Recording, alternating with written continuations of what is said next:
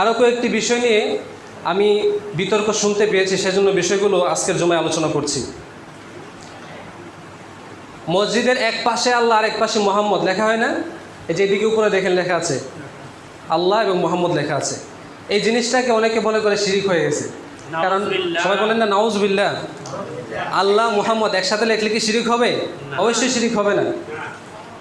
এবং আরও কিছু মানুষ মনে করে নারায়ে তাকবীর আল্লাহু আকবার স্লোগান দেওয়া যাবে, কিন্তু নারায়ে রিসালাত ইয়া রাসূলুল্লাহ বলে শিরিক হয়ে যাবে। বলুন না নাউজুবিল্লাহ। এগুলো কত নিচু মন মানসিকতার মানুষ। যদি এমনই হয় নারায়ে তাকবীর আল্লাহু আকবার নারায়ে রিসালাত ইয়া রাসূলুল্লাহ, আল্লাহর কথা এসেছে, রাসূলের কথা আসবে না কেন? আসলে শিরিক হবে কেন? আল্লাহর পাশে রাসূলের নাম লেখা থাকবে, শিরিক হবে কেন?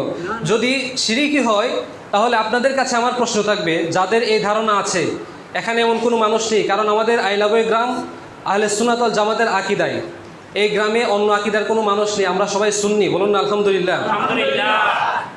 সারা বিশ্বের সমস্ত মুসলমান আল আজহার ইউনিভার্সিটি থেকে শুরু করে আপনি যেখানেই যাবেন বড় বড় আলেম যারা রয়েছে সবাই আহলে সুন্নাত ওয়াল জামাতের।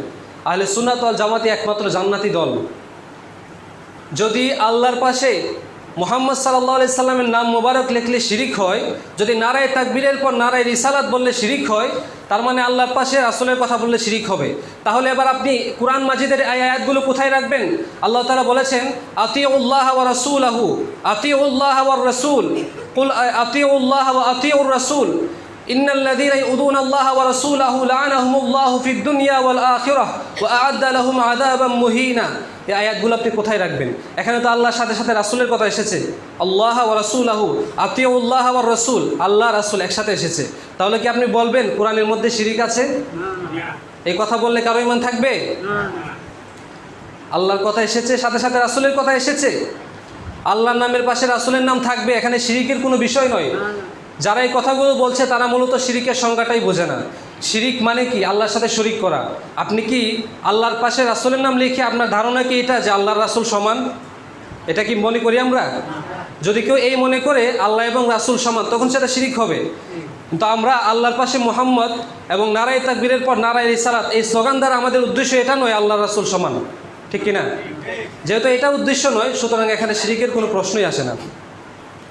যদি এটা শিরিক হয়ে থাকে তাহলে আমরা যে কালিমা পড়ি লা ইলাহা ইল্লাল্লাহু মুহাম্মাদুর রাসূলুল্লাহ সাল্লাল্লাহু আলাইহি ওয়াসাল্লাম, লা ইলাহা ইল্লাল্লাহ সাথেই কিন্তু রয়েছে মুহাম্মাদুর রাসূলুল্লাহ, তাহলে আল্লাহর সাথে কি মুহাম্মদ নাম আসে নাই? তাহলে কি কালিমার পড়া যাবে না? যদি আল্লাহর সাথে রাসূলের নাম আসলেই শিরিক হয়ে যেত তাহলে তো আমরা কালিমা বাদ দিয়ে দিতে হবে। নাউজুবিল্লাহ। এমনইভাবে আপনি যদি নামাজে যান, যদি কেউ মনে করেন আল্লাহর সাথে রাসূলের নাম লিখলে শিরিক হবে, আল্লাহর সাথে রাসূলের নাম উল্লেখ করলে শিরিক হবে, তাহলে তাদেরকে আমি বলবো নামাজের মধ্যে তাশাহুদ করার প্রয়োজন নাই, তাশাহুদ ছাড়া নামাজ সেরে নেবেন। কারণ নামাজের মধ্যে যখন আপনি আত-তাহিয়াতু লিল্লাহি ওয়াস সালাওয়াতু ওয়াত তাইয়্যিবাত, তারপরে কিন্তু বলতে হচ্ছে আসসালামু আলাইকা আইয়ুহান নবী, নবীকে সালাম দিতে হচ্ছে না? নামাজ পড়ছে আল্লাহর জন্য, আল্লাহর কথা বলার পর সেখানে রাসূলের উপর সালাম দিতে হচ্ছে না? তাহলে একসাথে আনলে কি শিরিক হবে না? এটা মানে মানুষের চিন্তা কতটুকু নিচু হলে এই কথাগুলো বলতে পারে। এমনইভাবে আপনি আজানে যান, আশহাদু আল্লা ইলাহা ইল্লাল্লাহ, সাথেই বলছে আশহাদু আন্না মুহাম্মাদুর রাসূলুল্লাহ সাল্লাল্লাহু আলাইহি ওয়াসাল্লাম, আল্লাহর কথা এসেছে, সাথে রাসূলের কথা এসেছে। যদি যারা মনে করে থাকেন আল্লাহর সাথে রাসূলকে আলাদা করতে হবে, একসাথে লিখলে শিরিক হয়ে যাবে, তাহলে তাদের উচিত হবে নতুন কোনো আজান বানানো, এই আজান আর দেওয়া যাবে না। কথা বলুন ঠিক কি না? কারণ আজানের মধ্যে আল্লাহর সাথে রাসূলের কথা এসেছে। আপনি আমাদেরকে শিরিক বুঝান, লা ইলাহা ইল্লাল্লাহ, এখানে লা ইলাহা ইল্লাল্লাহ লিখতে 12টি অক্ষর লাগে, মুহাম্মাদুর রাসূলুল্লাহ এখানেও 12টি অক্ষর লাগে। লা ইলাহা ইল্লাল্লাহর মধ্যে নোক্তাওয়ালা কোনো অক্ষর নাই, মুহাম্মাদুর রাসূলুল্লাহ নোক্তাওয়ালা কোনো অক্ষর নাই। আল্লাহ লিখতে 4টি অক্ষর লাগে, মুহাম্মদ লিখতে 4টি অক্ষর লাগে। আল্লাহ লেখার মধ্যে নোক্তাওয়ালা কোনো অক্ষর নাই, মুহাম্মদ লেখার মধ্যে নোক্তাওয়ালা কোনো অক্ষর নাই। বলুন না সবাই সুবহানাল্লাহ। এখন এগুলো কি শিরিক বলবেন?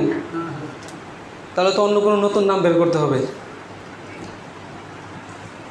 মদিনার প্রেম নাই তার অন্তরে, এটাই আসল মূল কথা। অর্থাৎ অন্তরে যখন রূপ থাকবে মুনাফিকি রূপ, এই চিন্তা যখন থাকবে তখন তাদের অন্তরে শুধুমাত্র কিভাবে রাসূলকে নিয়ে ফতোয়াবাজি করা যায় এই চিন্তা মাথায় আসবে। তো এই বিষয়গুলো আমাদেরকে সর্বদা খেয়াল রাখতে হবে। নারায়ে তাকবীর স্লোগান দিবেন, সাথে সাথে নারায়ে রিসালাতের স্লোগান অবশ্যই দিবেন। কারণ যে ইমানদার সে শুধু নারায়ে তাকবীর স্লোগান দিয়ে বসে থাকতে পারে না, সাথে সাথে নারায়ে রিসালাতের স্লোগান দিবে। বলুন না ঠিক কিনা?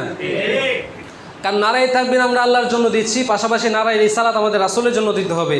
ঈমান শুধুমাত্র আল্লাহকে দিয়ে পরিপূর্ণ হয় না, রাসূলের প্রতি ঈমান আনতে হয়। এজন্য আমাদের দুইটাই প্রয়োজন। আল্লাহ রাব্বুল আলামিন যেন আমাদের প্রত্যেককে যথাযথভাবে আমল করার তৌফিক দান করেন।